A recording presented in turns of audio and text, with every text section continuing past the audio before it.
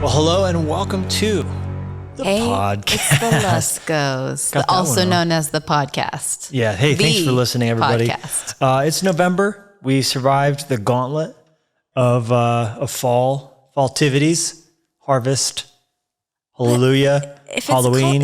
If you're calling it a gauntlet, it's a wonderful gauntlet. You know, the real gauntlet is the Thanksgiving, Christmas, New Year corridor. Yeah, honestly. So we haven't really gone through. It was the mini gauntlet. You're right. The mauntlet. The mini gauntlet. But yeah, November does feel nice. You know, November starts to feel real wintry around these parts. You know, I feel like after Halloween, we usually get our first real storm, but we already got our first real mountain storm in October. It started early. Mountains got a dusting October Not even a 23rd. Dusting. Yeah, you're right. Like a downpour. The mountains got their butts kicked is what they did. Very exciting. But usually after Halloween, you start really getting snow layered on, and then they're calling for the third straight year of La Nina, Jenny. Wait. La Nina is still a thing? No. Oh, El Nino was a thing, and then now it's La Nina. Okay, so those are names for patterns of weather. Oh. And whether wind's coming from this direction or that direction, humidity. Gosh, I always learn something with you. They call for an El Nino or a La Nina. It's just names they have for different weather patterns. And it's very rare, I guess, to have 3 years in a row of either one. But this is the third year of La Nina, which calls for a drier than normal winter in the south, but a wetter than normal winter in the northwest, among other places where we live. So it could be a real good, it won't be particularly cold, they say, but very wet, which means lots of precipitation, lots of snow. Weatherman, let's go.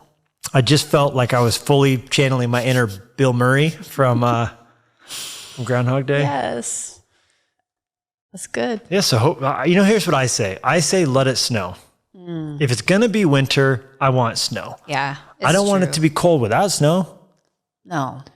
That's a terrible thing. When it's like freezing, like that really mean cold, but there's not much happening in the mountains. Always winter and never Christmas. I don't want nothing to do with that. Yeah. Totally. Well, welcome to November, Jenny. Welcome to November, listeners, watchers. Thanks again for Access More, making this podcast happen, and our team. We don't often thank our team, but thank you, team. Love you, team. Love you, team, for helping this. That's the team in Franklin, Tennessee, the team here. Everybody. It takes a village, babe. So true. And thank you to all those of you who listen, who share, who let us know you enjoy the podcast. I've heard people say they clean while listening to it, they cook while listening to it, dishes, exercise, driving. What speed do you think most people listen to us at? I hope normal. I don't know. I think people speed it up. Yeah. Well, we are very long-winded, so. Verbose, they might say. Well, today we have in our marriage series, because Jenny, we're just loving this topic of marriage. It's been so good. We're just 13 days away from the release of our first book together, the marriage devotional. First book. 52 days to strengthen the soul of your marriage that we think married couples all around the world are going to enjoy. Do you think people are going to take the cover off and read it white? Because that sure looks pretty. That's going to look good on a coffee table. That's really pretty. To see it white? The cover does show fingerprints, so I'm guessing people might do that. Yeah, but this will get dirty if they leave it uncovered. Oh, so it's a conundrum. No, because you can easily wipe that off. I just noticed that... That's what happens to matte black things. Yeah. What were you saying? But I just noticed that the subtitle isn't on there. On the cover. Yeah. Yeah, it's just sneaky. Yeah. It looks beautiful by itself. It's beautiful. And I love seeing our names together. I know. Like they belong together. Well, that comes out November 15th. But in this fall marriage theme, we're talking about all things marriage. And we're learning from all kinds of different couples. And what they've learned, what they've gone through, what they've faced, how many kids they have. Yeah. Spoiler alert for some coming up episodes. Yep. We have some really great conversations planned. People from all walks of life. It's really been such a variety of ages and walks of life and what they do for a job. And I'm really excited about this one. But I hope that the variety of this is just encouraging and inspiring to you, no matter where you are at in life, whether you are married, whether it's been a long time or not so long, or maybe you're not even married. But our prayer is that this would be encouraging to you right where you're at in what your relationships will look like in the future, or whatever. We hope that this is inspiring and encouraging and blesses you. That's right. It honestly, in every conversation we've had, is this one in particular, but I've been so encouraged by what God has done in these couples' lives. So our heartbeat behind the book and behind these episodes of Hey, It's Luskos is that there's no such thing as perfect marriages. So that's not the goal. Let's take that right out of the way. Yeah. But improving, a blessing, coming to a place where there's a treasure. Yeah. That's what we want to fight for. Because perfect marriages they don't exist. No. But the great marriages are made. They're not born. Yeah. You don't just wake up one day and your marriage is awesome. You work at it. Yeah. And whether talking still to come in this season to Dallas and Amanda Jenkins and what marriage looks like while producing the most successful crowdfunded multi-episode show in human history, or talking to, Jim Cimbala, who's been married 50 years to his wife, to talking to Louis and Shelley Giglio still to come. And as is the case today, what marriage looks like while being a professional athlete. Yeah. And married to, how do you describe her? A beauty pageant. Yes. A beauty pageant model. queen. Beauty. Okay, so a model, it sounds like a joke, right? A model and a professional hockey player walk into a bar. Yeah. That's funny. And what'd they say? I do. Ouch. Oh. They walked into a bar. Oh. That's good. But don't choey. But don't choey? It sounded like you were going to say chewy, but chewy. Ah, yeah. So what sound did they make when Chewbacca told a bad dad joke? But on chewy. But on chewy. I just made that one up. Patent pending. What is it with jokes? Our daughters specifically. They love them a good pun. Like the other day, Daisy was just lying down on the couch and she woke up all suddenly and was like, I just came up with the best joke. I don't remember exactly what it was, but she loves coming up with jokes. They love it. They were born to be dads, I guess. They come with those dad jokes. All right. Well, today, as alluded to, we have David and Ashley Booth. David played in the NHL and continues to play professional hockey, even though at the moment he is in between teams and looking. And he talks some about what maybe is to come in life for them. Ashley. 8 years. Ashley Booth, his wife. Yeah, they've married for 8 years. They are incredible. Just to me, the thought of playing hockey and having one of those hard pucks spinning at your teeth, incredible. For those listening who grew up in the 80s like we did, yes, we do talk about Mighty Ducks. Okay, we have to get that out of the way right away. But they're incredible, and I mean, Ashley not only has, as I mentioned, been a beauty pageant queen. She won Miss Tennessee Teen USA, won Miss Tennessee, then was the first runner-up at Miss USA. And we do separate in the conversation Miss USA from Miss America. Yeah, there's a difference. I did not know this. Those are two different things. But she's also done model work for 17, Cosmo, Teen Vogue, Golf Digest, and as well the documentary series Hockey Wives, which aired in Canada. And then we do get to their move to Russia because he played in whatever the Russian professional hockey league is. Yeah. I don't know if that's RHL. Such an interesting story. And then some of that. So what they get to talk about is being newly married, dealing with the rigors of life, and juggling both of their high demanding jobs, but then also having to stay connected as husband and wife while living abroad in Russia. No family, no friends, don't speak the language. So how do you keep your heart strong? Yeah. How do you keep the flame of your marriage burning when you don't have, really any friends, anybody you can't even speak the same language? Yeah. Then your husband's gone in like Uzbekistan playing games, and you have, so this is a very interesting conversation. One I also think that will encourage you if you have any challenges up against your marriage. Not the same challenges necessarily as us or theirs, but challenges. So it's going to be a good one. It's going to be really good. Good one. Well, thanks for listening. reviewing, rating. Those are on Spotify and iTunes.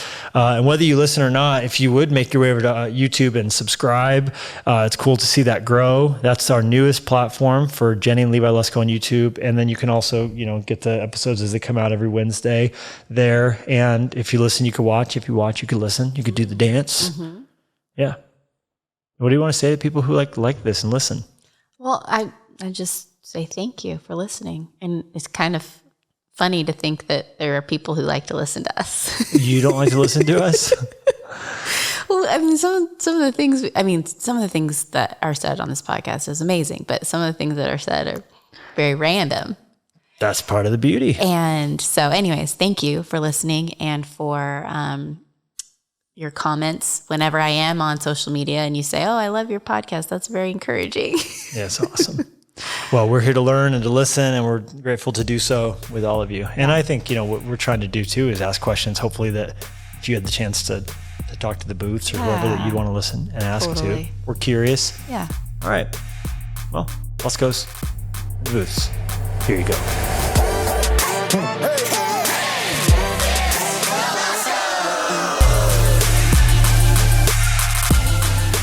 All right, David and Ashley Booth, welcome to Hey Luskos.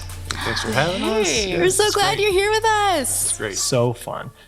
We want to get to know you a little bit better before we start, delving into the intricacies of marriage and what the NHL does and doesn't do to help a strong marriage and all just life. You guys have lived a fast life, a busy life, a full life, and just amazing that God has us all here in Montana together. And yeah, so maybe we'll start with Ashley. Ashley, you were raised in the South, right? I was, Tennessee. Yeah, Tennessee, but you're named after the great state of North Carolina on two different levels, right? Okay, yeah. So my maiden name is Durham. My mom's name is Charlotte Durham. How weird is that? So did they originally live in North Carolina? Well, no. My parents did actually for a little bit, but I guess my family back at some point, both sides were from North Carolina and then came to the little town that I'm from. That's one red light when it works. Wow. Yep. Incredible. Okay. So, born and raised in the South. And when did you start doing pageants and modeling and doing all that kind of stuff? Okay. That's so stereotypical of you to bring up right now. Pageants in Tennessee. Okay. I was not a toddler in Tiara. So let's just acknowledge that right now. Yes. I did my first pageant when I was 15 years old. And that was just because my girlfriends were doing it and we just wanted to dress up, and that was the last time you didn't have to answer an onstage question. I did not like to talk back then. I used to hide behind my mom at church. I'm very, very shy, and now you can't really get me to shut up sometimes. So it's changed a little bit. So when you told your parents you wanted to do it, what was their reaction? They were really confused, very confused, but it went well. And then the judges actually told me that you could compete on a state level and recommended that I do for scholarship purposes. And I'm like, what? I didn't even know this existed. So I'll give it a shot. And I competed at Tennessee Teen USA, won that, and then competed at Teen USA. But I didn't. I think it was 6 years between that and then Miss Tennessee again. So, wow. I mean, I was there. I was in the pageant circuit, but I can't say that I've done a ton, honestly. Yeah. But then you were runner-up for Miss USA. I was first loser, yeah. That's amazing. First loser. And your daughter comes to you and says, I want to get into pageants. What are you going to say to her?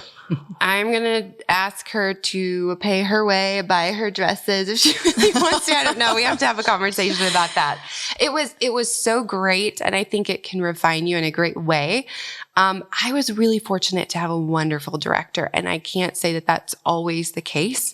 So whenever I'm 15 competing in the pageants, it's similar but different to the modeling industry, just what you get exposed to and all the criticisms. And had I not had the director that I did, I don't know if it would have gone as well. But I can say that year and the impact that my director had on me completely catapulted my life in a new direction. And whenever I competed at Teen USA, I actually didn't place. But that year for me was a huge shift in my life. And while when I went to Miss USA, I did better, and that is probably the more memorable year, if anybody knows anything about the pageant career, if you will. well, it's kind of how I met him. So that was a that was positive huge side also. of it. Yeah. But yeah, the 15 years old, being involved in pageantry and having the director that I did, her name is Kim Greenwood. Shout out to her. She's so great. And what does a director of a pageant do? Or your director? Well, I'm not sure I understand that. Yeah, well, that's a great question. So that's kind of subjective depending on the state. So she's essentially my boss for the year. And I work with her. She organizes some of my appearances, but mainly gets me ready for nationals and prepares me if I were to win Teen USA or Miss USA. And at that time, Teen USA and Miss USA and Miss Universe, who you know of Miss Universe, they all lived together in Trump Tower in New York. So you could be 15 years old living in New York by yourself. I mean, Yeah, doesn't seem ideal. not ideal. In some ways. Yeah, right. So she really helps her girl. She owns 3 of the pageants, or 3 of the states. So Mississippi, Georgia, and Tennessee. And she was wonderful. And then was she with you all the way through? Like, was she your director? Yes. All the way? Yeah. So I had her when I was a teen, and then whenever I went back for Miss, and she's so good at getting to know the girls and pulling whatever their thing is, like what makes you special and your individuality. How can I help you see who you are? It's almost like I see the song in you and I want to sing it back to you so you can grow in that. And she's really great, but I can't say that every director does that. I know that a lot of girls just show up with no help. Is it weird that my only frame of reference really for this is Miss Congeniality? I knew you were going to say It's that. just, I knew you were going to say that. Was it April 30th or something? Yeah. Oh, light jacket. What's your favorite date? Does that movie make you laugh? Do you like that movie? Or is it like, give me a break? This I is have ridiculous. never seen it. Oh I my just know gosh. the meme. I mean, that everyone we almost need to have a movie night tonight. The 4 of I us. think I've seen it. No? Oh, It's so good. But have you seen Mighty Ducks? I mean, I've seen Mighty okay, Ducks. there we go. Thank I you. think the only Miss USA I knew before her was the South Carolina that said everywhere, such as you remember that one? Oh, yeah. Oh, Yeah. yes. I know. Yeah. Yeah. That's tough. They're I know. also That's what I like, thought it was. You're combining, it's like the decathlon, how you combine like unrelated things. You know what I mean? Like the way that, because do they still do skills? Like, is it like in Miss Congeniality? Do you have to have a skill you She do? hasn't seen it. let me just school you for a second, Levi. Okay, so there is Take me to church. Take you to church. So there is the Miss America organization. There's the Miss USA organization. They did split from one another. Ooh, it is like church. Yes. They don't talk anymore. Different Yeah. This is the First Baptist. Yes. This is Second Baptist. You have some hoppers that go back and forth, but yeah, I only did the USA system, so we do not. Did I say showcase our Miss America? talents. No, but we Okay. don't have talent. Okay, gotcha. So it's a Miss little America. different. They have to play the flute or Yes. whatever. Okay, Yes. so that must be the Sandra Bullock movie then. It must be that. Similar. Yeah, but Because everything she else plays is the same. water, right? Doesn't she rub her hand on water? And then the other girl does a baton twirling. And Okay, sorry. Yeah. All Right. You guys I have apologize. movies? Yeah, you guys. We do like our late 90s movies, Speed, all the, it's- come on. yeah, So that was the same era. And that's Sandra Bullock Yeah, also. that's right, yeah. What's the best Sandra Bullock movie? while you were Not- sleeping. Yeah, not a Sandra. Very good movie. We're the worst people to talk Yeah. to about movies. We Like, watched one honestly. movie together, I think. What is it? Greatest Showman, right? That's a Oh, very that's a good great movie. Yeah, that was a good movie. Yeah. So We much actually better. went to That's the what I'm saying. movie and That's did what I'm saying. that. That's like our Oh. only movie we've ever went to. Yeah. Is the Greatest What Showman. was the Wow. most recent movie you watched? It could be Netflix, could be whatever. Oh, we watched Yellowstone. That is our little That's thing. your show. Incredible, not a movie. Yeah, I know, but They that, probably that's- will make one eventually, though. Yeah, they probably will. But I think that's our only TV we watch. I like The Office and Seinfeld. Those are my kind of Very good. comedies. Yeah. but she doesn't think it's funny, so it's really tough. The Office? I know. No, Yeah. I can't. I don't. It's dumb. We don't have the same. Let me take you to church, honey. Okay, so we're talking about Michael Scott. Yes, I know. So Dwight funny. Schrute? Oh man, Toby? It's so good. I hate that Toby. Oh, Right? man. Okay, I'd sorry. rather watch a Disney movie. So Old school. you didn't have to have a skill, because what I was trying to say was to make them put them on the spot and talk about world peace. That's a cliche, I realize. To be doing this thing over here, then all of a sudden have to do skill. It feels like a decathlon. It's like you ran a race, now you need to do the shot put and swim and Anyhow, Yeah. you were saying No, well, I think we were talking about the interview. Well, we have to do interview, evening gown, swimsuit. That's all the same. And then, you're 15 years old. You were talking about South Carolina. I don't know how old she was. It was teen though. So they put you on stage. I mean, even whenever I was at Miss USA, I was 21 years old, and they're asking me a question that if I could answer that rightly, I should probably be running for Congress. And you have 30 seconds to answer it, and don't offend anybody. No pressure. Totally. And being judged. Totally. On that Gosh. level. How different now with the social media and how intense that's all become, do you feel like that would be for people engaging in that now? That would be a huge part of why I would have reservations if Rosie ever wanted to do pageants. It's so critical. I mean, Twitter was kind of starting, but Instagram wasn't really a thing. We say, well, with him playing hockey, we say we get a lot of chirps with that. But, and I did, especially after Miss USA. I heard a lot of comments, especially with my question and just everybody coming at you with their different opinions. Yeah. That's hard. And now it's just unfiltered. So to be young, even 21 years old, that's how old I was whenever I competed. I mean, your brain's not fully formed yet. So well, girls are generally, boys not so much. We're working on it, David. We're working on us? it. Is that real? It's real. I mean, it's different for every person, but for the most part, 23 to 25 for guys is when their brain's fully. So you're still emotionally developing and mentally. And for girls, it's usually like 19, but. All right, congratulations. But anyways. We're not worthy. Yeah. Okay, so when did you come to know Jesus? So I grew up in a Christian household, and like 8 or 9 years old, I was baptized, but I wouldn't say that I got it. I mean, how often do you really get it? I think that my testimony is more of an onion. Maybe everybody should be, where you just keep peeling back these layers, and different aspects of Christ become more vivid and just truer to my heart as it just penetrates my heart more. But I would say, just growing up in the South, it's great, but you're not questioned. And then whenever I went to college, I was questioned a little bit. I was at the University of Memphis, so it was a little different than the one red light town that I grew up in. I just wasn't challenged. And actually, whenever I was Miss Tennessee, you get exposed to a little bit more. So I guess I was just, it just took me a while to actually think about, why do I believe these things? Like, I know Jesus loves me. We're teaching Rosie that song right now. Jesus loves me. This I know, for the Bible tells me so.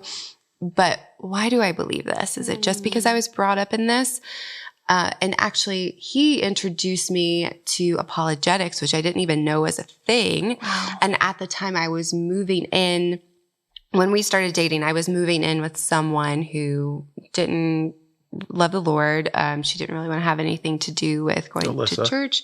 Yeah. Say Alyssa, yeah. Well, I didn't want to say the person, but trying not to call it.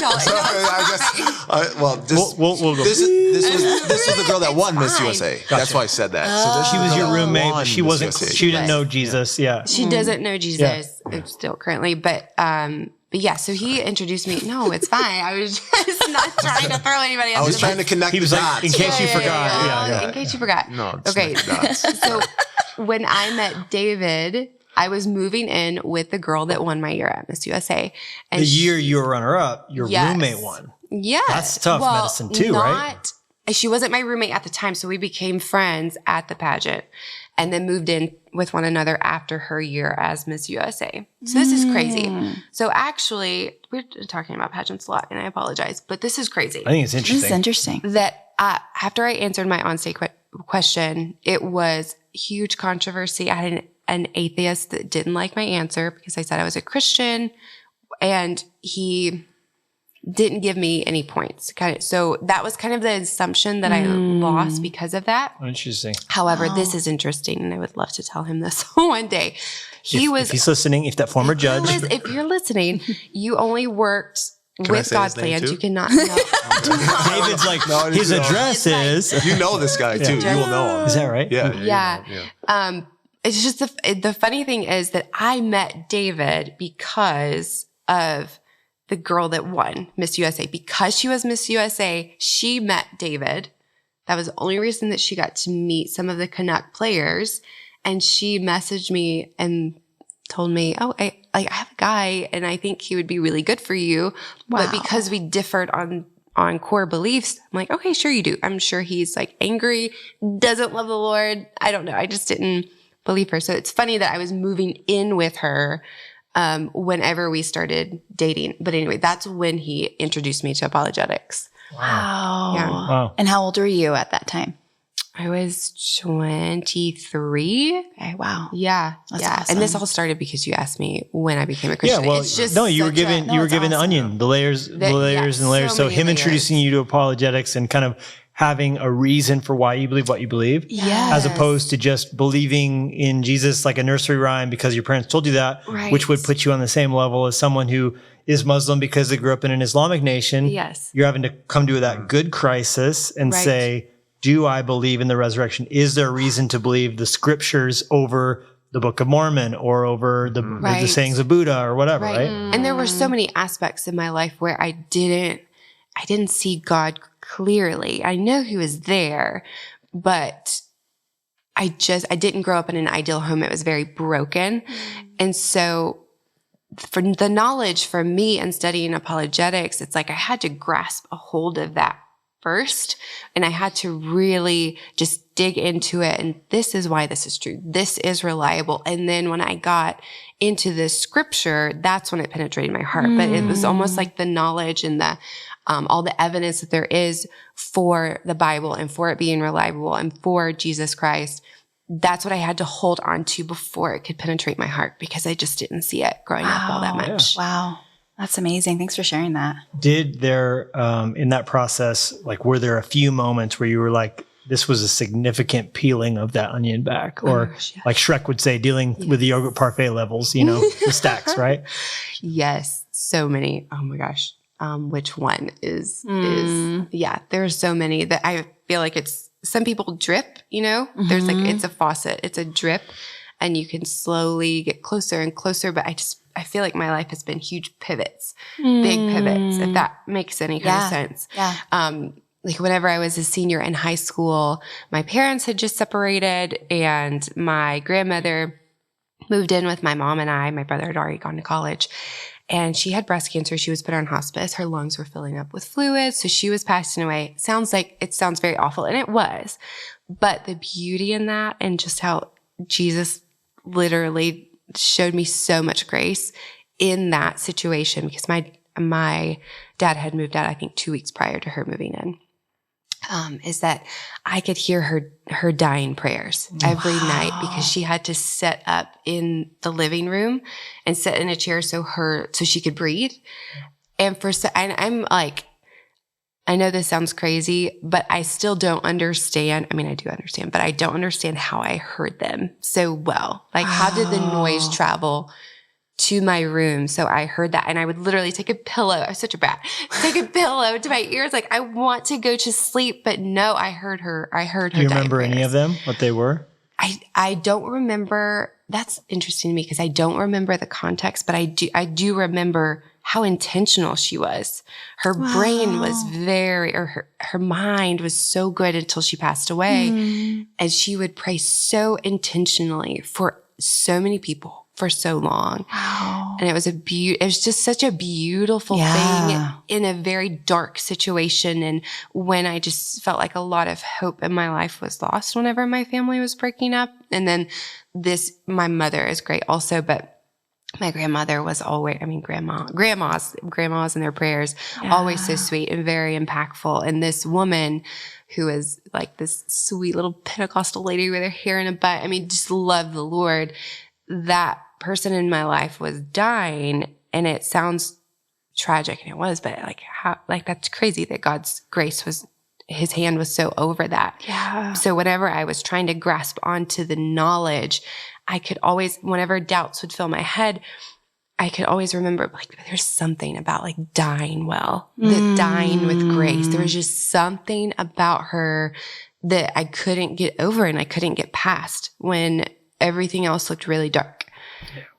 Yeah. Thank you for sharing that. That is beautiful. That's beautiful. So that's a big That's pivot. impactful. That is a big movement. Big pivot. So I feel like my life has kind of been big pivots, big onion layers. And I hope that whenever I'm 80, I can look back and say there was a lot more layers. Yeah. Just keep peeling back the layers. Was there a moment when along the way you sort of nailed that down and you're like, I feel like this was like that. I mean, maybe it's not as dramatic as the road to Emmaus moment for the Apostle Paul, but a moment when you kind of went all in on, I'm a follower of Jesus. I'm gonna live for him. I love him. And Yeah, I would say that was probably, I mean, I always went to, there's something different than going through the motions like I did growing up. Yeah, sing the songs, go to church camp, all the things.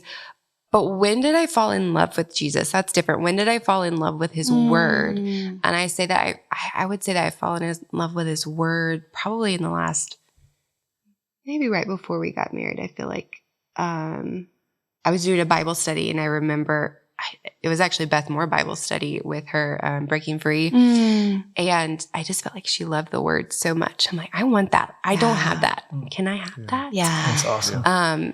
But that was over a decade ago, I think, of praying that.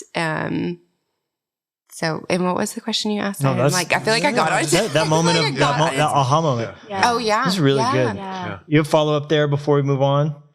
Well, I just, I guess, so how old were you when you guys met? 23. How old? I think I was married when I was 29, but I don't know Yeah. how. So 28. 28. Yeah. Okay. We met and married in less than a year. Yeah, in like 8 months. I don't recommend, but it's worked out great for us. I mean, here you are. Yeah. Yeah. Here you are. 8 months. Yeah. It is funny though. All the things we wouldn't recommend for our kids are the things God ended up using in our lives in such powerful ways. crazy. Even what you were saying, like the hardest thing ends up being a thing you look back on as such an example of God's mercy. Yes. You know, none of us want hardship, but those are the things God uses as a chisel to shape us and reveal us. And I couldn't help but think about Stephen's dying prayer with his face like an angel. Yes. And how powerful that was for Paul's salvation. Yes.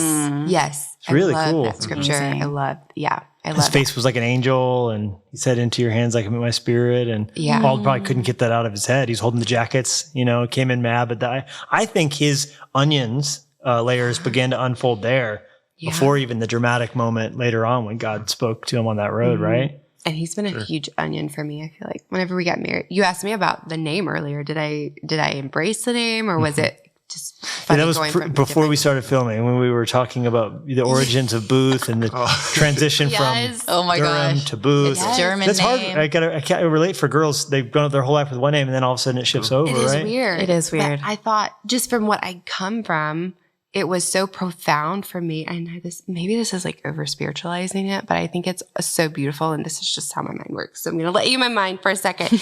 But whenever we got married and I was able to take his name, I thought, what a cool gift that I get to have, that it's just a shadow of of having Jesus in my life, where I get to take on a new identity. I mean, I'm still the same person, right?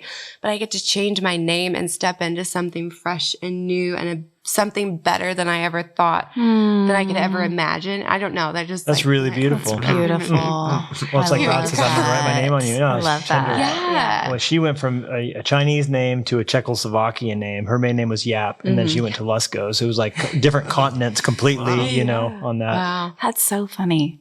Yeah, because I haven't really thought about that. Like, obviously, you change your name, but that's such a beautiful way to see that. I love it. That's great. Well, a lot of people in my industry, they don't like that. I guess a lot of people in general these days, they don't True. think, oh, well, it's Hyphenate, or empowering. they- yeah.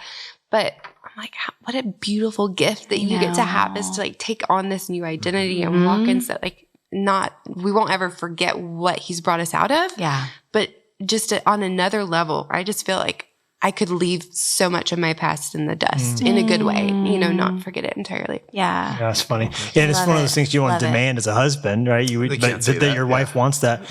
I was talking to someone though, and they were like, I think he was saying something about, I would never marry someone who wouldn't take on my name. And then I said, well, let me ask you this. You have daughters.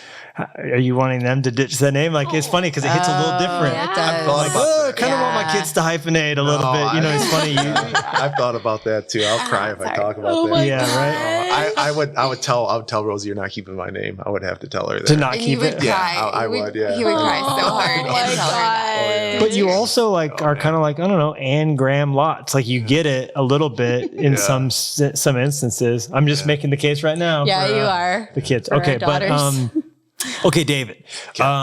So let's hear the story of Booth. So you born and raised in Michigan. That's right. Yeah. So we have that in common. All my family roots go back in Michigan, right. Lansing. Maybe your long lost relatives. Maybe we're related. I went to Michigan State. I mean, I'm as strong as you are. So I mean, it must be. Why are you guys Yeah, you are. What? You laugh louder. I said, yeah, you are. Okay, I very laugh good. loud. Okay. All right. Fine. I'm not going to make it into the NHL. I've been trying, but it's not going to happen. Your mom played hockey. You That's said right, you yeah. grew up, Mom. in Michigan. Yep. What's your story? Yeah. Where do I start? I guess grew up just kind of playing hockey just because that's what my dad put me in. You know, I played a whole bunch of different sports. It's kind of Did your dad play? My dad liked the game, but he didn't play. Like he just played pickup hockey or something, you know, but he wasn't a player, but He was watching hockey when David was born. I feel for his mother. yeah, my dad still watches hockey. He's Yeah. In the room? In the room. Yeah. My dad, like, he loves hockey that much. He like still texts me, "Hey, the Wings are up 2-0." And I'm like, I'm not I watching. haven't played for them in years. Yeah, I'm not on that. I know, but he still like That's he keeps funny. me updated. But is that your team still in your mind? Because you grew up cheering for them? yeah, So does that say I your don't team? know. Yeah, Detroit. But he informs me on the Panthers, the Canucks, the Maple Leafs. You know, any Like he'll team, text actually. you? Oh yeah, he loves talking. You're like, about Dad, I it. have the Yeah. internet also. Yeah, no, That's so but he knows funny. I don't really watch anymore, so that's why he thinks that we could talk about that. You know, that's his thing. It's a to love bond. language. Yeah, exactly. He's trying to relate. So I mean, that's why I played. You know, What did your mom think of the birthing soundtrack of hockey? well, Bless she her she soul. loves She's she a saint. Yeah, she loves telling me that when she held me, the doctor said, "Wow, those are good hockey legs." So that's she Oh my always says that, and I gosh. go, "Mom, that's just because hockey was on TV." You know, the doctor was trying to like was say the first something thing that nice. came to your mind. Exactly. But my mom let us do really whatever we wanted. She was, you know, she never raised her voice. She was such a sweet. My dad was the one that was a little bit strict in the family. You know, grew up Lutheran.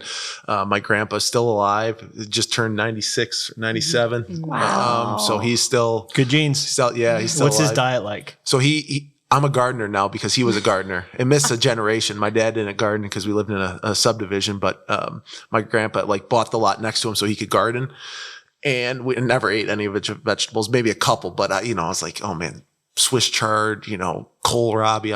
I wasn't for that stuff. I'm not getting down like but that. now I'm doing Yeah. it. Oh, now. you are? Now I'm growing. You're it eating now. from the He does land? in Yeah, his now- off season. Yeah, so at He my gets house, home and starts seeding them. yeah. It's that story you always hear about the hockey by day, gardening by night. Yeah, that's what it is. When we were living in I've Russia, never heard that story before. we were living in Russia. I was like, man, I like to learn new things. I was like, I want to learn something new. What can I learn in Russia? You know, there's nothing other than the internet. And so it's like, I'm going to learn how to garden because Montana's actually a great spot for it in the summer. So anyways, And then one year he watched endless amount of videos on how to make his that's own probably the last compost. movie we watched, honestly, was like stuff on gardening. Wow. On YouTube? That's next level. Wow. Yeah. So, but we had there's just so many biblical references to gardening too, right? I It's one can't of the best. imagine how much it would be good for your soul to have your hands in the dirt like Oh that. man, it's awesome. Yeah. I'm saying I Just can only seeing that. imagine because I've never done any of it, that. yeah, You have no. to teach me. But Teach He's me the really ways. good at it. yeah, I don't know. I get sidetracked a lot. I can tell we're kind of on the same Yes, boat there. But squirrel.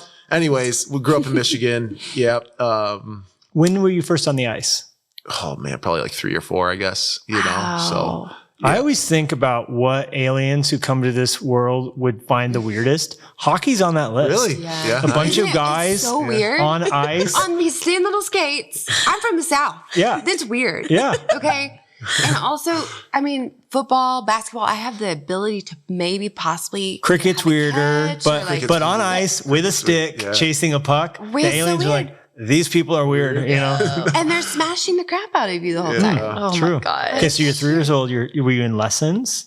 I don't really remember. I mean, I honestly don't remember much from my childhood. It's kind You of think it's a constant trauma to your head? yes. No, I I'm think so. No, it is. It is. I've taken a few big hits. Actually, been completely knocked out, and that was kind of maybe a defining moment in my career. But Wow. that was tough. I still think Ashley has actually helped me a lot with that, with my brain right now. So it's hard to stay focused sometimes, but she's really helped, which has been great. But Is hockey the same as the NFL where there's the discussion of concussion around the sport? oh yeah, Okay. yeah, and they're really trying to. The game has completely changed, I guess, since I've even played. I mean, when I kind of broke into the league in 2000, 6, I think was my first year. It was more of like a kind of like a grind game. You go hit, you go fight, you go, talk trash. Now it's like fast. I mean, now the game is so good. But when you were knocked out and that hit, was that even a penalty back then? They called it a penalty. They didn't fine him. And I've seen this clip when you were knocked out cold on YouTube. I mean, it's intense. Yeah. Yeah. Can you describe? That inspired a rule change. Yeah, that kind of that was kind of the describe for those listening what happened that day. Yeah, no, I mean, the only thing I do remember, I mean, I've watched it, so it kind of you can kind of know the story. But the first thing I do remember is waking up in the ambulance. I mean, I was strapped down, and I just like had my arm, and I just reach over. And I like grabbed my trainer. I just started yelling, like, get me out of here. Like, I didn't know where I was, didn't know what I was doing, but I was just strapped down, just yelling, get me out of here, get me out of here.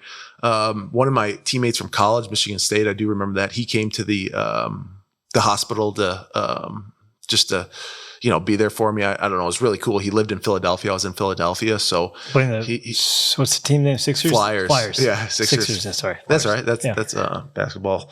But I mean, that hit really changed the way the NHL is played. I think they really went after the headshots. Now if you take a headshot, you're suspended 5 games, 20 games. Because the guy had intentionally gone for your head. Yeah, I don't know. Yes, I would say, but he just hit me. Yeah. He hit me right in the spot. People say I was knocked out before I even hit the ice, and then when my head hit the ice, it made it like it was like two concussions in one, which is really bad. I mean, in hockey, you see a lot of hits, but there are some hits, and it's like that's just ugly. Like the game can be ugly enough, and you just like, why do you even? And you're going so fast, you're just on the ice. It's going so much faster, and the impact is just so much greater. And talking about the visor thing, because I know that's kind of like bull riding with the helmets at all. Yeah. Which is crazy that there's still guys getting on bulls with no helmets on. Yeah. But I remember when I was a kid, you never saw really face masks and the plexi and all that. And that's kind of changed over the years. Well, you have to they made it, when I was in the league, they made it for people coming in. I think it was a 2013 lockout. They made it where you had to wear,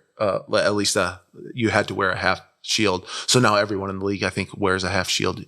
There might be just a couple people that don't wear a mask. And then some go full? No one in the NHL and it goes full. So except for the goalie. If you're so old, you can. That's right. You don't have to wear a shield. Right? Why would someone not want to? Because you're just not used to it? Oh, you're tougher. You're tougher. Guys think you're tougher if you do that. Or sometimes you're asking for it. You're asking for a puck. No, I think some guys like not to have fog up or get in your way, stuff. But gets blood on it. But I mean, I've had a slap shot go right in my visor. I mean, it would have hit me like right Stop. here. Yeah. Like full blown Goliath status. Yeah. Oh my gosh. Yeah. I mean, I've had pucks hit me I remember in Detroit, a puck hit me in the helmet, and through the helmet, I was completely cut open. I had to go and get stitches. That's not true. Didn't you keep playing that game? Yeah, I mean, it was just stitches. I know. And then you also got a blade to your side, and you missed 2 minutes, and during the intermission got stitches, and they come right back out. Yeah. Like, can you not just take the night off? No. Nope. Yeah. Because that's kind of part of the sport. It's that macho. You're bleeding, you play. It is. I think it differentiates itself from all other sports where it's just that, you suck it up and you go play. I think it's just. And those skates are razor sharp. Razor sharp. Oh, yeah. Oh, my gosh. Yeah. Because you're 3 and you're on the ice. Your dad loves the sport. Yeah, did he have it in his head that you were going to be a pro hockey player at that age? No. You know what? And I didn't even, I remember 15 calling my dad, I moved away at 15 years old, kind of similar, I guess, what the pageant would do. If you won, you would move away. I actually had to move away at 15 to go club or whatever it's called. Just to go to a better team. I was 15 playing with 20-year-olds at that time. Wow. Were you showing incredible potential at a very young age? I don't know. Honestly, I look back and I don't really know. I just played. I was just doing what my dad and my agent told me to do. It wasn't like I was thinking to myself, oh my gosh, I'm going to make it. And I kind of look back and think, man, I wish I would have just realized what I was doing at the time. Because now I actually look back and say, man, that would have been so cool if I would have just appreciated it, because I was just like, man, I'm just playing hockey. I don't know what this is. And now I look back and see it just what an amazing experience that was, or just what an amazing, gift that was to do. But, I called my dad at 15 saying, hey, I want to go to the OHL, which means it's in Ontario. And once you go to the OHL, you can't go to college. And he said, no, you're not doing kind of it. a big deciding Exactly. go, no go. Where most parents would say, oh, follow your dreams, follow your heart. If that's what you want to do, go do that. My dad was different. He said, no, you're not doing that. You're staying where you're at and you're going to go to college. And I was like, oh, okay. The team wanted to draft me. They brought me in, they showed me everything. They really pitched their case for me to come. And so I was like, yeah, I want to do that. And he said no. So ended up going to Michigan State there, which was awesome. I mean, that was kind of where I started really understanding Christianity. So that was just a blessing. Talk to us about that. Yeah. So I got one of my freshman year, one of my classmates said, hey, you want to go to Bible study or Athletes in Action, it was called. I was like, oh yeah, that sounds great. I always grew up, that would be awesome. And I didn't know anything about Athletes in Action, but I met Phil Gillespie, Who still visits us. Yeah, who was actually visiting us when last year you said in a sermon that, if you have a piece of property and you have a house and you bring people in, that's just you using God's gift. And just last month, his daughter got married at our place, because he was actually at the thing a year ago. And then we had his daughter. So cool.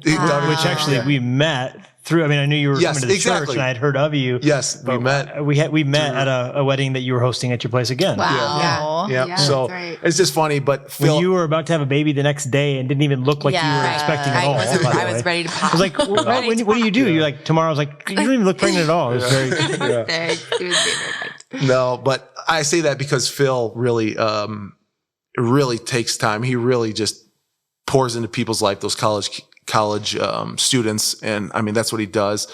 So we still keep in touch. I mean, that was 2002 when I went to Michigan State. So it's 20 years ago, he's still doing that. He brought out 5 athletes last year. So it's just cool just to kind of continue that relationship. But I think he really got me really interested in what Christianity is, versus Did just you consider yourself a Christian before that? You know what?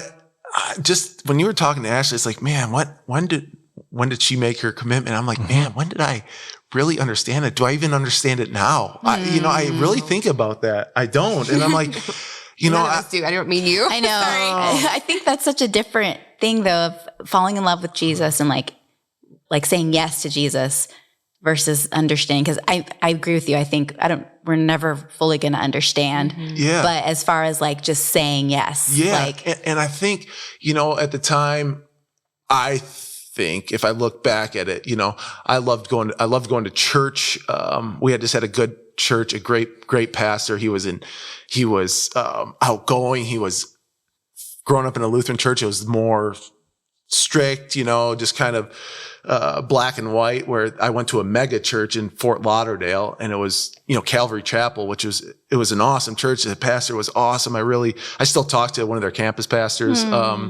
So that I love going to church there, but I think I was kind of, if I look back and I'm honest, I was just trying to use God, I think, to get what I wanted. Like I wanted to be successful in the NHL. I wanted to, be, have his favor on my life. So I was trying to earn my way, I think, if I really look back at that. And then I went to Vancouver, and then people, I remember that's when Twitter came out, and I made the mistake of getting on there because then I was like, oh, Jesus loves you and all this stuff. And then people were like, are you crazy? Like, you believe in this stuff? And Vancouver's very, secular. Yeah. Very, secular. So a lot of people, thought I was crazy for believing. So then I started in the apologetics. That was in 2012. And then I just what got you into that?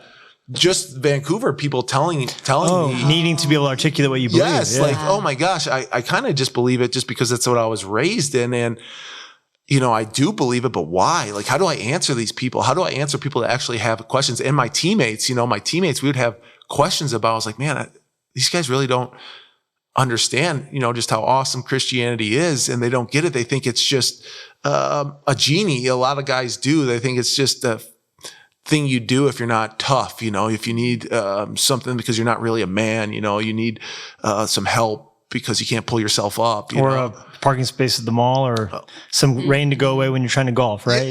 That's what they think it is. And so I was like, man, that's not what it is. How do I articulate, because it's hard. I think that's one of the biggest things Christians struggle with, right? Is answering, being able to answer or have answers for what we believe. My 5-year-old comes to us the other day and asks us, "Hey, Dad, what's hell?" It's like, it's hard to articulate that too. Yeah. You know what I mean? All of it. But what you're saying when you talk about apologetics, I think it's worth pointing out, is not some subset for some super spiritual version of Christians, but it's a command on the life of every Christian. It is. To be able to articulate and give an answer for the faith that lies within you. Sure. You know, so. And so that's, I would say my journey in Vancouver was that, apologetics. Like I wanted to learn that. And I mean, this was more of my, I wanted to learn that, you know, I've always been, I always want to learn. And so I was like, I got to learn this. And I'm still pouring into that. But, I don't know, like when you say my journey in my faith, it's just like, just recently. I mean, it's just like, man, I'm starting to understand my heart. Like, was my heart like just wanting God and God alone? Or was it like, man, I kind of want this and God could be there with it. You know, God's helping me get these things. And I think just as you mature in your faith, you can kind of look back. And I think Tim Keller says it the best. Like you look back at your 20-year-old self, what an idiot. You know, he says, starts with 15, you know, when you're 15, you're an idiot. You look back at 20, man, what an idiot I was. You know, we're always kind of in that stage. And of then like, his big punchline is, if you look back at your 30s and think you're an idiot, guess what? That means you're an idiot right now. Yeah. And so that's exactly right. And it's like, man, I resonate with that, you know, and I'm just trying to really understand. But I think we went to Israel together and Ashley baptized me in the Jordan River, which was really cool. You know, I think that was because I was baptized as an infant, which she doesn't. We love having these conversations too. Like the Lutheran, I grew up non-denominational with a Pentecostal background, like very different. So we have great conversations. I think this is an important conversation to have though, because so for me, I know the day, and Jennie, I mean, I think you know the exact day. I know the summer. You know the exact day when you made that decision to follow Christ and all that. But a lot of people, even here you're saying, it can be like, oh man, did mine not work or not take because I don't have that. Exactly. I don't know that it matters as much that you know when it happened as much as you know today you go, I do believe. Yeah. I do. Yeah. But look at Peter, look at that gradual movement. I mean, he's having this great revelation and insight for Jesus one day, then Jesus is calling him the devil the next, you know, it's like, but then there comes a day when it moves the ball forward. He receives the Holy Spirit on Pentecost. That you're talking about. Yeah. So, you know, whether there's this dramatic moment for some and others, it's like, man, I don't know, but I watched this process and I don't know when I came to life or when that conversion happened or that gift of salvation. But I know today, I believe that Jesus is the Son of God. Yeah. And that's awesome. I completely agree with that. Cause I remember like it was in college, Ultimate Training Camp. We went to Colorado. We ran up, we were competing against 100 different athletes and, you know, me, I want to win. So I'm running up,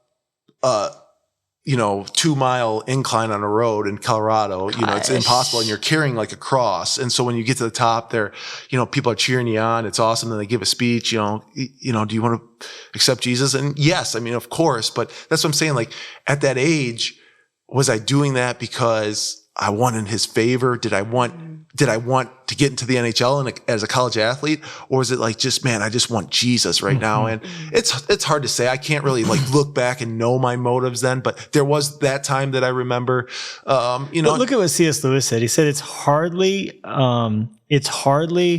a compliment to God that we would choose him as an alternative to hell. And yet even that he accepts. It's crazy. Yes. So it's like, are our motives mixed? Of course. Yeah. But you still said yes. You still said, here am I. And then I think at the end of the day, we're going to get to heaven and look back and know that we were chosen from before the foundation of the world. So we can't even brag in our conversion that we chose him because he chose us. You know? 100%. Yeah. And go ahead. No, sorry. No. Well, I think you said this in a sermon. Actually, it's interesting. The gospel is so easy to grasp. It's easy. Like I can talk to Rosie about Jesus. Yeah. There's something about it that children can grasp, but do we ever fully? I mean, if we could fully grasp God in the fullest of context, that's not even God. We would be God, right? Right? Yeah, exactly. You don't want to be able to faith. grasp it, but It there would is take God to something get God, simple about it that you can grasp, and then you just keep pulling back the layers. Yeah. Yeah. And I would say one thing that really, really struck with me, and you mentioned it as well, and was at the conference, the movement conference, just when you said, cut the pieces in half. Who walks through it? It's not us. It's God that walks through it. It's not us. And that's the thing. Like sometimes we just think it's like, oh, my decision, but it's God's covenant. It's what he does. Yeah. Yes. And that's what I think I'm starting to understand more. It's really what Christ has done and how much he loves us versus,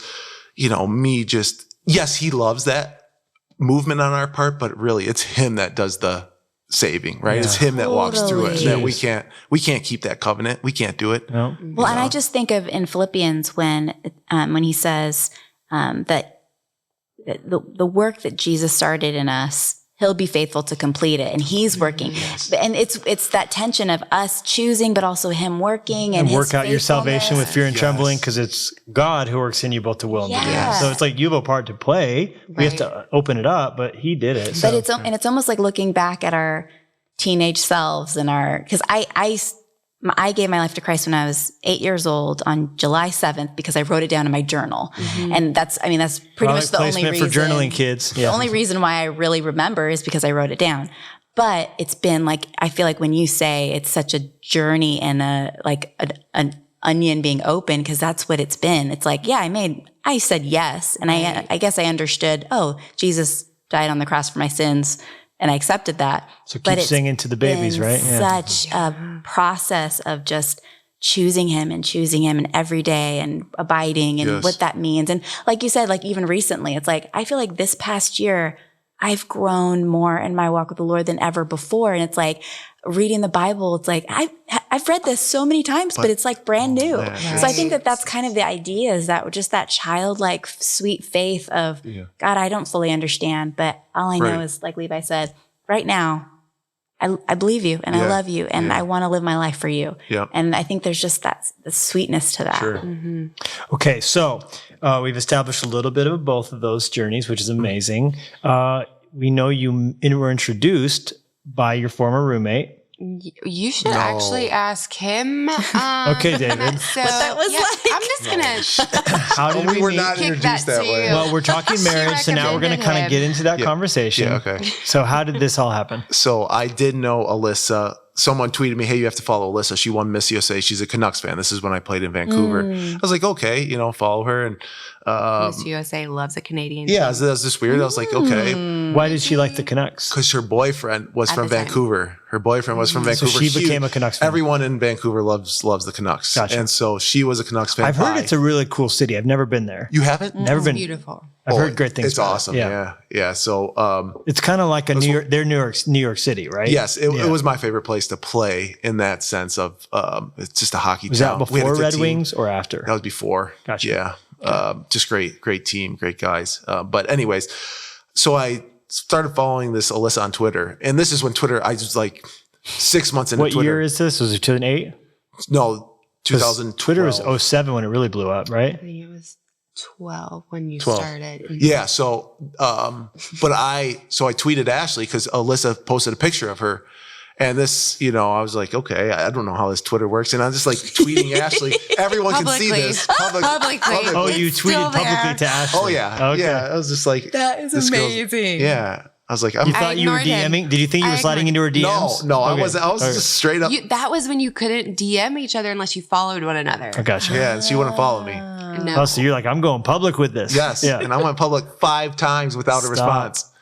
Was it a year? She said this, and one of my favorite Bible verses was Psalm 46:10, be still and know that I'm God, because my first year in the NHL, I was number 46. My second year, I was number 10. So I was like 46:10. I'm never going to forget that. That's awesome. Yeah. So she tweets out, be still and know that I am God, Psalm 26:10. So I'm like, oh, that's a great verse. Check out Psalm 46:10. And so she didn't respond to that. But everybody loves getting their Bible scriptures corrected I was like, publicly. who is this? Correcting my typo. Yeah, and I love to hunt too, and she's from Tennessee. She posted a picture of like deer out in her yard. I was like, oh, that's cool. What kind of food plot is that? Just like nice. In my brain, romantic. I'm like, what hockey player, Michigander, Yankee knows what a food plot is? You don't. And I didn't know. But just like very charming tweets, right? For the whole world to see. Yes. Were you getting replies to these tweets? Like people like commenting, throwing like, I don't even know. I wonder if people were eating popcorn, like watching this happen. Like, ooh, it's so good. over a year. Oh, he tweeted her again. Over a year. They're like, please respond to him. This is also crazy. So whenever in the midst of this, in one of his tweets, I went to a hockey game with someone that I was seeing at the time. I'd never been to a hockey game before. So I was living in Chicago and I'm like, what is this hockey thing that they like? This is so strange to me. So the person I was seeing took me to a hockey game. And I look on the ice and I'm like, he's already tweeted me a couple times, mind you. And I look on the ice, I'm like, oh, the Canucks are playing. I'm going to tweet Alyssa, my girlfriend that loves the Canucks, a photo of the ice because the Canucks are playing the Blackhawks right now. And so I tweeted that out. And also during the game, which he replied to, but during the game, I was so confused. All these Vancouver fans, they travel really well. And I'm trying to just figure out what was going on. But they start saying boo. And I think they're booing their own player. And the guy with me, he goes, oh no, look at the Jumbotron. That's his name. His name is Booth. And I'm like, why does that name sound familiar? And then they weren't booing you. They're cheering for they you. They were saying Booth, just like they did Lou for Luongo. Yeah. And that night, whenever he replied to that tweet that I didn't include him in, by the way. Didn't respond to that one either. I was like, that's where he sounded familiar. And I still didn't respond to it. That was like 3. So and I knew it. I knew she like had I'm sure she was dating other guys. So I'm like, I'm just going to keep like, and then finally it was the 5th one. I go, this is it. This is it. This is the last time I'm tweeting this girl. And then I'm forgetting about her. But this is like a year, Wow. I don't want my, I was not dating someone for a year then, but wow. I just, what I was in thinking. your head. Yeah. Just, but I would go, man, maybe she's broken up now. It was like every 3 months. Maybe she's not seeing him now. Maybe she's not seeing him now. That's cool that you kept coming back to her. Yeah. It really shows she made an impact on him. Yeah. And so, I knew that she had, a relationship with the Lord. And I was like, man, that's really cool. She just seemed like someone I wanted to get to meet. And so in both of your industries, public faith is relatively rare too. Yes. Mm-hmm. Yes. So it brought you like, oh, hey, this is someone who's similarly wired. Sure. And so then I go, this is the last time I'm tweeting it.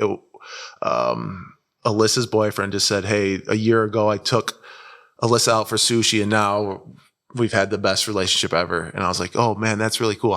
What kind of sushi did you go out for so I can take Ashley out too? And then finally she responded to that one. Because everybody else replied and I had to. And so that was that's amazing. And I remember that was like June or July 27th or something. So was the first date sushi? Yes. It was. Yeah, first day was sushi. Yeah. So that was July 27th and we met in person 10 days later. So she was living in Chicago. I was in Detroit for a little bit. And I just made up a story of like, oh my gosh, I can't believe, hey, it's great to hear from you, whatever. We talked on the phone. I was like, I'm actually going to be in Chicago next week if it works for you.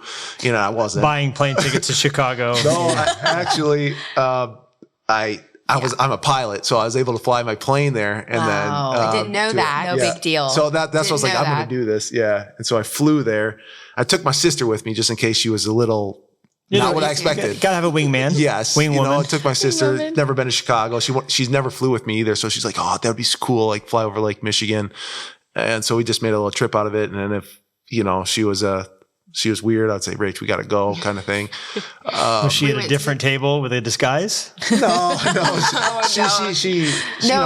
was really fun because it just made everything easy and less awkward. Oh, there's 3 of them. Yeah, that's what I said. I said, hey, I'm moving my sister into college. Do you want to come hang out with us? And so we just made a day of it. That's fun. Yeah. Okay. So obviously it went well. You guys start dating right away? Pretty much. Yeah. That was actually. And married within a year. So married by 13? So yes. 2013? No, 14. So this was in 13. So that was all. Yeah. I started tweeting in 2012. First day was August 8th, 2013.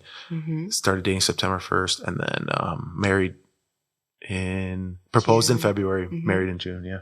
So now married 8 years then, right? Yeah. 14. Yep. Yeah. 8 years. Wow. Yeah. Incredible. And how quickly after that were you traded to the Red Wings then? So after that, I was actually, I played for the Toronto Maple Leafs from 2014 to 2015. And then we went to Russia for 2 years, 15, 16, 16, 17. And then I really thought I was done. Just what every young bride wants, right? We have been, it's so interesting because I came into his life at a time where he had stability somewhat in hockey. How many years were you in Florida? Yeah. 6. Yeah. And then What team were you Vancouver playing for in 3. Florida? Florida Panthers. Yeah. Panthers. Yeah. And then since he and I have been together at all, we've been in a different place every single year. Every year. Wow. Okay. Yeah. So that's a lot. Yeah. Newly married. Yeah. Now all of a sudden heading out to Russia.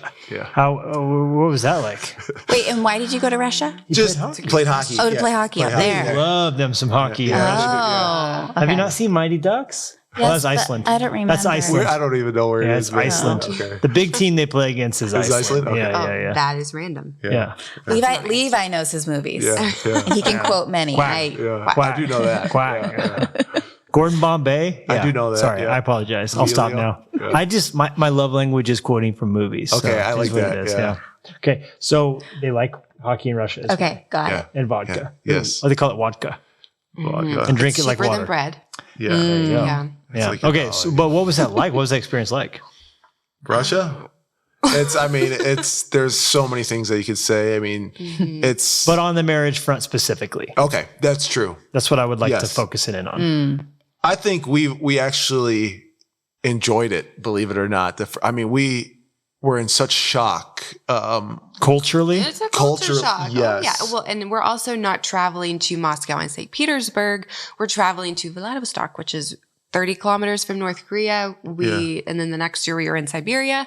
So you're in Russia. when you say traveling, planes, Planes, yeah, like I people- take it you're not flying your personal plane over no, there. not Vladivostok. People that aren't geographically literate, I would say Vladivostok is halfway around the world from basically Moscow. So it's in the same country. It's a very large country. It's a very large country. So you actually go like Halfway up and around the over world in the same country. pretty much. Yeah. You're going from basically Tokyo, Tokyo or North Korea, all the way to Finland. Which basically. it almost touches Alaska too, doesn't it? Yes. Yes. It yes. would be closer for the New York Rangers to fly to Finland to play, wouldn't Yes. it, than some of his away games. So he would be gone for 3 weeks at a time. Yeah. In on his country. travels. Yeah, in country, Yes. yeah. How would the routing go when you would fly there? You would have to From stop America. over in Siberia to From fill up. America?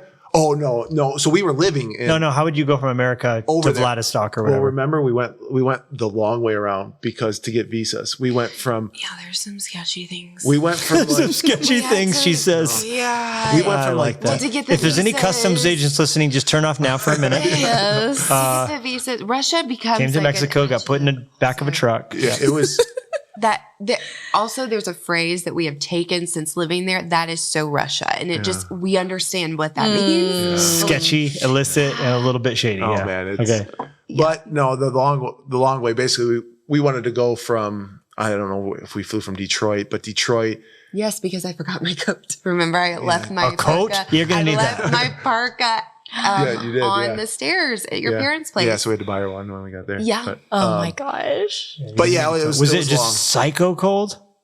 in Siberia? was. Yes, It was negative 40. Negative 40. Negative yeah. 40. I didn't know that you could burn your lungs being outside too long, and I was just craving going outside for a walk, and I was outside too long and like burned my lungs. Yeah. What Oh my would you do while he was off for 3 weeks doing these games? Lock myself up and only go out for groceries. I'm not really exaggerating. Yeah. That's Yeah, because sad. you can't just be walking down the street. I mean, It's fine. It's fine. I never felt in danger there. No. Like you well, were. you, but how do you feel about leaving her? I know, but Yeah, I'm it's saying just- with her. Like Oh, gotcha. I don't. I think Moscow is different. I think Yes. that is more like when we were in Moscow and I was with her. I was still Yes. like a little like hold on. And I mean, his agent did tell me I got there a bit before him, and his agent told me to go straight to the room and don't open the door until David gets Yeah, there. Moscow's the- huge. The sex I mean- trafficking is really bad there, I guess. But also, you kind of have a target on your back if there's any bad person around if you don't speak the language. Sure. You know, and then if you're all the way around the world, Vladivostok, I think, was a 16-hour time change. Not that anybody could do anything if something happened to me. Right. But yeah, I didn't feel unsafe per se, Yeah. I guess, but I tried to be very, very cautious. How did you keep your relationship strong with each other and with God in the midst of all that? and I think that's actually really helped our marriage, helped our relationship with God, helped just get to know each other more. I mean, you know, we don't even know each other a year yet, and we're going over to Russia. So you really, There was some tough times for sure over there. Oh, yeah. Our wilderness. Talk was to us cold. about them a little bit, if you wouldn't mind. Yeah. It would help people because, not everybody's going like, hey, look, I've not ever been in a Miss USA or I'm not playing the NHL, but I do have to go to, overseas deployment or Sure. I'm a EMT and I'm out all night or, whatever. There's lots of parallels that everybody can relate to. Yeah. Right. And even just I feel like we have had to jump some hurdles that are probably even bigger than what people have been through at our age. Yeah. The typical that we had to jump while we were in Russia, where it was almost like, it's great that we're in Russia and we are all each other has right now, because that may be really hard, but we're all each other has. We're the only Americans here. We cannot run. We are in this tiny little apartment by ourselves. Can't get away from one another. It wasn't like, I'm gone for so long, I miss you. It was more like dealing with our selfishness and stuff like that. I think just things that we finally disagreed on. This is like the first time we disagreed on something, because it's always in marriage, the easiest part. It's probably one of the only things in life that when it's worth it, it's actually easier at the start than not at the finish, right? Most things are hard at the start, like hard, getting up early or going to work, and then it becomes easier. Habits become easier, but marriage is like, it's easy at the start and then it becomes difficult. So I think after that kind of wore off and then we just disagreed on a few things, and we didn't really have anyone else to go to. It made it tough. I mean, we were in the middle of nowhere. It's cold. It's dark. We're struggling. I mean, that was... But you have so much time on your hands when you have zero social life, zero social interaction because what about the other players' wives? Oh, they don't speak English. Yeah. Oh, you're not all Americans on that team. Oh, no, I'm playing with Russians. Yeah. Wow. Yeah. So for 2 years, it was just you two, basically. Did you meet any people, or was it mostly just you two? It was us. It was mostly us. Yes. Even in the NHL, it's really, it's not like, you're just getting together with your Bible study, man, come over, let's it's guys kind of go to their families or they go hang out with, kids they grew up with, or just, you have cliques within your team too. So, even within the NHL, it's tough to have really good companions, really good just friendships. So put Russia on top of that. I mean, it was pretty non-existent. So that was difficult. And you described it as a wilderness time, but I also love that even now you're going, that built a base for us that we stand on today. Yeah. Much like, you mentioned your parents' divorce, your grandmother's death, and yet you look back on that with appreciation for what God did. It seems to me that this time in Russia, as dark as it might have been, it was used in a great way by God. It was. It was honestly really great to be. Isolation is not always the best, right? We're supposed to be in community, but that I just feel like that moment for us was great, and we could rely on one another, and we had our Bibles, and we had all of the apologetics books that we brought with us, and that is what we did every single day. We didn't have kids at the time, and we were just reading all the time. This should give hope to some listeners who are like, man, we're in a hard time right now, that they can one day look back on the time they're in now. Sure. And say, hey, we could one day be thankful for this. Yeah. And I think too, when we look back on that, we just say, man, we are so thankful to be where we live right now. I mean, it is unbelievable to think the way people live over there. I mean, they don't have much. And I'm sure it's gotten worse in the midst of the war and the sanctions and all the things. And I remember our video coach over there. He moved away from his whole family, and family's actually pretty tight over there. Your family's pretty big. But he moved away from his family, which was a big deal for him. And he's like, man, you see this computer? It was just an Apple computer. He goes, this costs more than what I make all year. I mean, a computer, and he's working for like one of the clubs in the KHL, which is actually a big deal. I mean, and he had a good job. He had a pretty successful person. Move away, and his computer cost more than his yearly salary. So they don't have a lot. And, we've joked that if you complain about America, you should go live in Russia for a little bit, and then you'll come back just being really appreciative. Did you meet any Christians who were Russians while you were there? In Belarus, we did. We lived in Belarus too for a year. We did. That's right. And I still keep in touch with them. Did we meet them? So we actually spoke at the church, and there was a translator. Spoke at a church in Belarus, which is cool.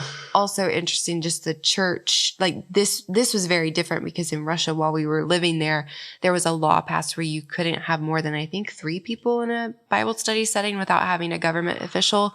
So this was different. Belarus was, So what happened? different. One of my teammates took a Uber there. If you 30 minutes to the rink, it was like $2, which is just crazy. You know, we went out to eat a lot in Russia too because it was very, very inexpensive. So that was good for us, you know. it was fun. What's a good Never Russian eat out meal? now. Oh man, they actually, some of our favorite meals have been in Russia and in Belarus. I mean, the restaurants, Could have been because we were really hungry because a lot of the groceries were expired in the grocery store. But they are a lot of expired, but You guys got to make some friends with some astronauts because a lot of the NASA astronauts have had to go back and forth to Russia a lot for launches. Yeah. I feel like the Kazakhstan, Russia, you know, yeah. crew, you guys would have a lot in common with them. I have been there. yeah. To Space City, Star City, they call it? No, To the Kazakhstan. consulate in Kazakhstan. I kind of got, I didn't get kicked out, but I had a notice that was a 2-week notice to leave the country. While we were Yeah, they don't mess around. Oh. Gotcha. Yeah. But you got to speak in a church in Belarus, and Which is cool. Yeah, one of my teammates took an Uber, and the Uber driver was just very upfront. Oh, you're English. I speak English too. I'm a pastor here in town. Beautiful. Do you have anything? And my teammate Hayes, he's like, hey, I know you're a Christian. My Uber driver gave me his card if you want to reach out to him. I was like, oh, this is kind of cool. And so we actually reached out to this guy. It's cool that your teammate knew that you were a Christian Which was nice. Yeah. So this is crazy. We speak at his church. We still talk to him. You know, he sent us emails updating us on the situation with Ukraine and Russia. But he introduced us to another guy in Belarus who liked hockey, had kids in hockey. And I was like, hey, you know what we're going to do? We're going to bring a Christian hockey camp over to Belarus. Yeah. Well, He's on the Belarus board. didn't allow it. So we went to Ukraine instead, and they scheduled a camp in Ukraine through Hockey Ministries. He's on the board of Hockey Ministries. Yeah. which is And so that. I called Hockey Ministries like, hey, we have to do a hockey camp in Ukraine because these Belarus people, they want to do it. So they drove like 7 hours. They brought half Ukraine, half Belarus, but we went to Ukraine together. Yeah. Yeah. Wow. And like an That's hour from right. Chernobyl. You know, Yeah. it's where Rosie was conceived. I mean, Yes, too much information. In case Rosie's listening in the future on YouTube, this is your humble beginnings, honey. yeah. It's pretty amazing that we can know My that. kids hate when we talk about the day they were yeah. conceived. They're like, oh, yeah. They're like at the age where they realize what that means. They're like, oh, Right. so funny. So we were having sex. Yes, as the story begins. Yeah, very good. Oh my gosh. Yeah. Well, look, this is incredible, and I have about 3,000 more questions. So we're going to definitely have to have a part 2 of this. Yes, we will. But this was just beautiful, kind of scratching the surface, going in and out of that. Before we end this conversation, will just be the beginning of this. What right now? What are you guys excited about right now? What does God have on the close horizon? I know there's some new things kind of happening and brewing, and Sure. You have anything? You have way more than me. No, I don't know. I think it's been a miracle, really. I think when we first got married, we said, which this is another absolutely crazy story. We said, okay, we're going to wait 5 years until we have kids or think about kids. There's more I thought we were lying, but God had other 5 plans. years. You laughed at that Yeah, lie. you know, that's what we said because we were kind of independent. Stop asking us about kids. Really, our careers revolved around us, right? Everyone in the NHL is there to serve you, model. Everyone's there to. pageant world's very different. Modeling and all that. It's very, yeah. So we were, Yeah. everyone catered to our schedules. We were very, I don't know. I don't want to say selfish in that sense. Yeah, but we were. Yeah, I think so. Still are. I'm gonna say It's fine. Yeah. Yeah. I'm trying to find a better word, but it was like, yeah, we just had our own agendas that we wanted to do. So we said, okay, 5 years, then we'll think about kids.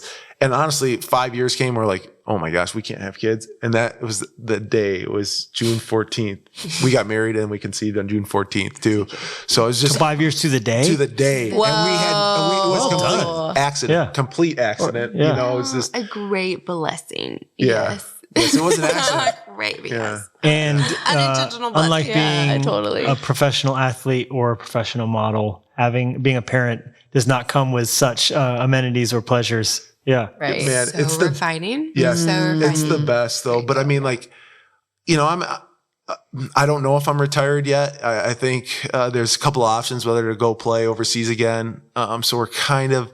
It changes daily. We had a message this morning. Yeah, really, a message this morning. So it's kind of. Have you hung up the skates? Not officially. Okay, no. but I'm saying like in your heart, have you and then kind of picked them back up? Has there been multiple versions of that? Yeah, we thought we were done maybe a couple times. Like after Detroit, I thought I was done. And then. Which was like a big bucket list thing for you, right? Playing for the Red Wings? Which was because you were a fan as a child. Yes, exactly.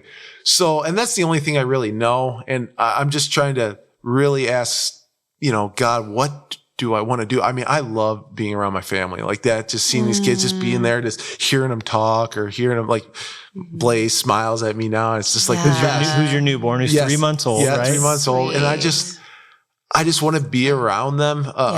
And so I think right now hockey actually gives me a lot in particular, where we're considered going, like, we're always home, which is awesome. It's not like the NHL. You don't travel. You don't go on 2-week road trips. You don't go away. But I don't really know anything else other than hockey.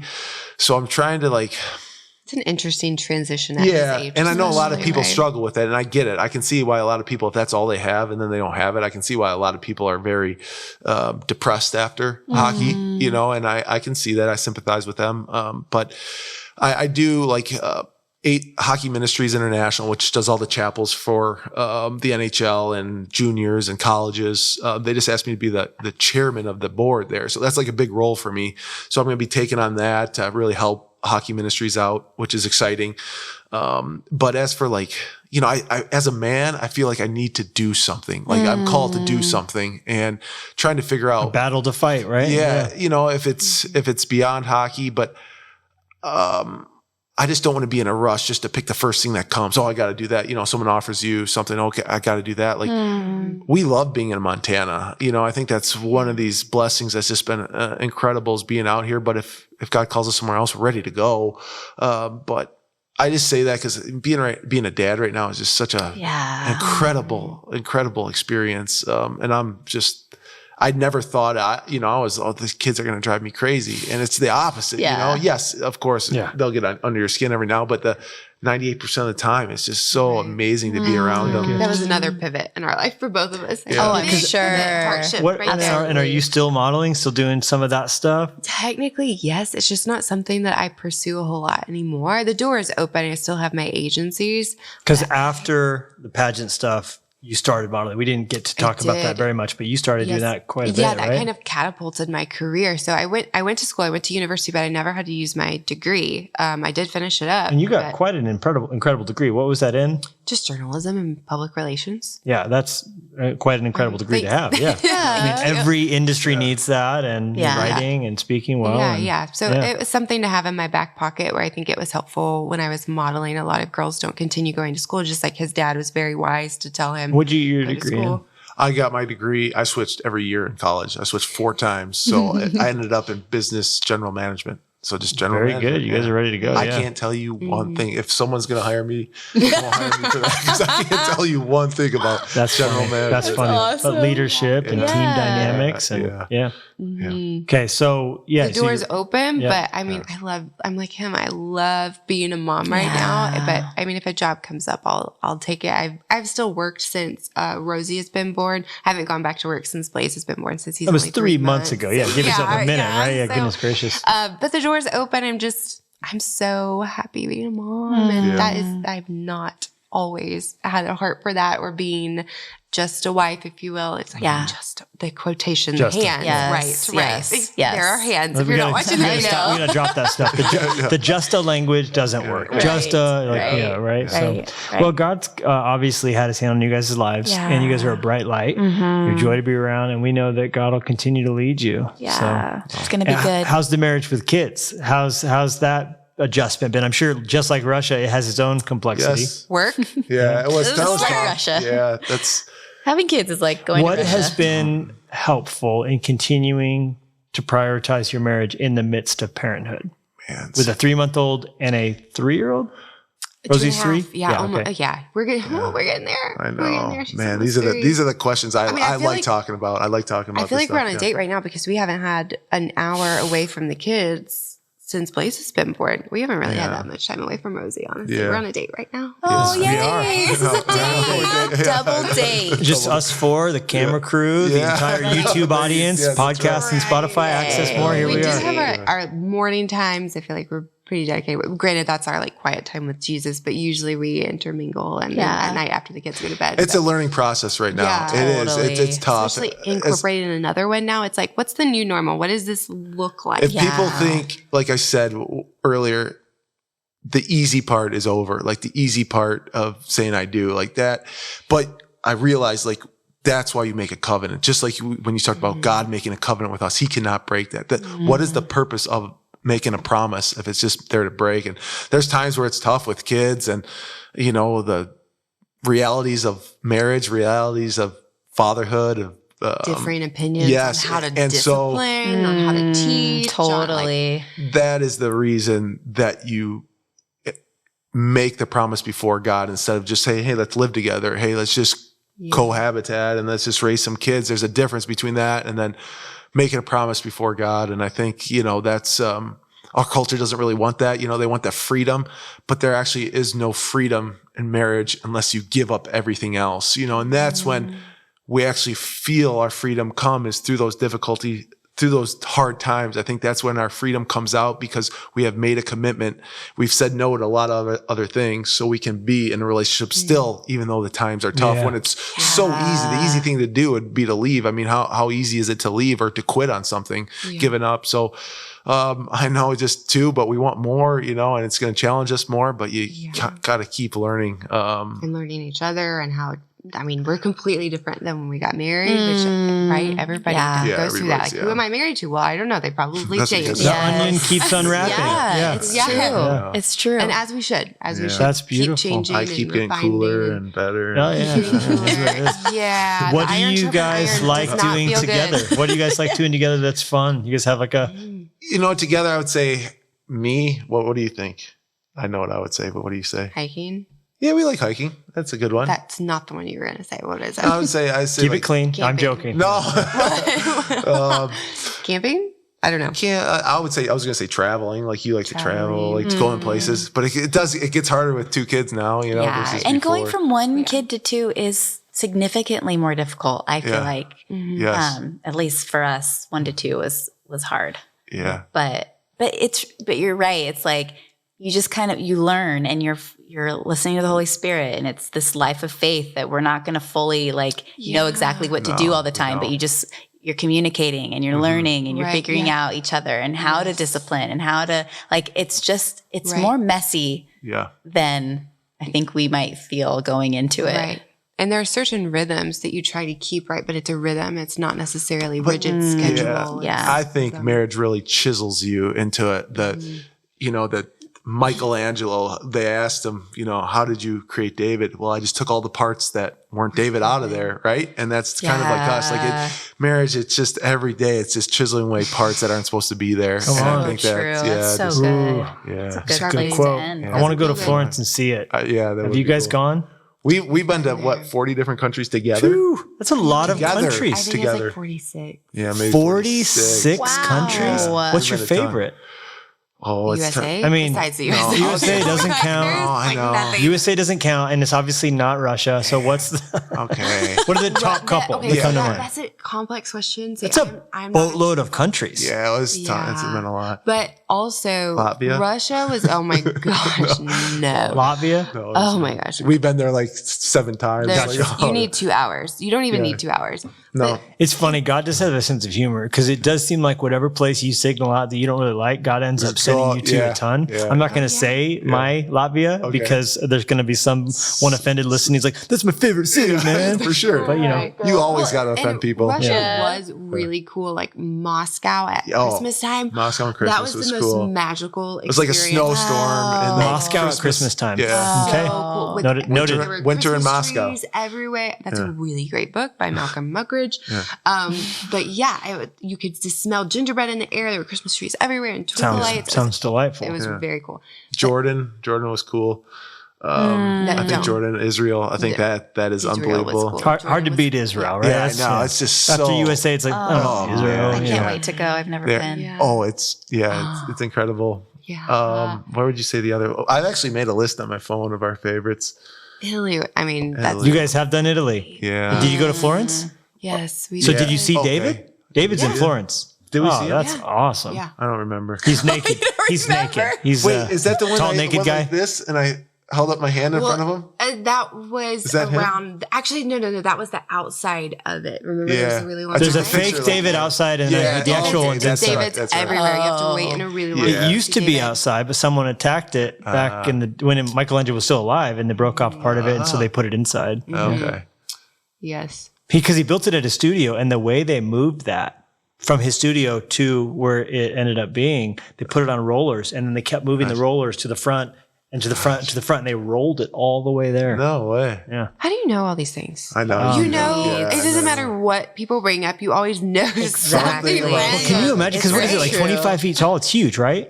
We just Well, saw actually, just saw the outside It was one, the outside, yeah. and I remember putting up my hand. Yeah. But there was such a long line. I've got a man crush on Michelangelo. Yeah? That dude's amazing. Yeah. And I to don't do know what- that, I mean- sculpting out of marble. Yeah. I know. Incredible. Right. What one of his favorite things was they asked him, Michelangelo, about, it was his student, about, dang it, I shouldn't even bring this up. I'll bring it up at dinner. Let me tell you my favorite Michelangelo thing. Okay. You know, the Pieta he did of Mary holding Jesus after he died. He does this whole thing. It's in the Vatican. He is standing there afterwards appreciating it. And a bunch of people came in and were watching and talking about it. And he was kind of in the background. They had no idea they were in the presence of the sculptor who made it. Wow. And they were like, oh yeah. And they said, so-and-so made it. And they did not get his name right. They misattributed the work to someone else. And he was so furious. He snuck back in at night and signed it. It was one of the only works he ever signed. Wow. But he was so irritated that people were like, I did that. And so he snuck back in later and chiseled his name into it. Yeah. So what I was thinking of was, I think his teacher said, Michelangelo, why do you, and I think this kind of goes today with our cultures, like, why do you draw or why do you sculpt people that are naked? He goes, I want to see them as God sees them. He goes, but you're not God. And it's just like, hey, there's some things that are sacred, and I think that was kind of the point of it. But Wow. That's interesting. Michelangelo, cool. Wow. Yeah, it was a different time. Yeah, man. I think The that changed him Renaissance. actually. Yeah, I think that changed him. Yeah. Interesting. Hey, this was good. We've spanned the chasm to begin our conversations together. But Yes, thank you really guys. appreciate you guys coming on, opening up about your journey, and I'm sure it's been an encouragement to lots of people. Yeah, thank you. Thanks for having us, guys. It was Yeah, really great getting to this know was you too. fun. Yeah. Thank you so much for listening. And be sure to swing by levilusko.com to see what's going on in our world, and make sure to subscribe so you don't miss a single episode. In the meantime, we would love to connect with you on social media. Jennie and Levi Lusko, out.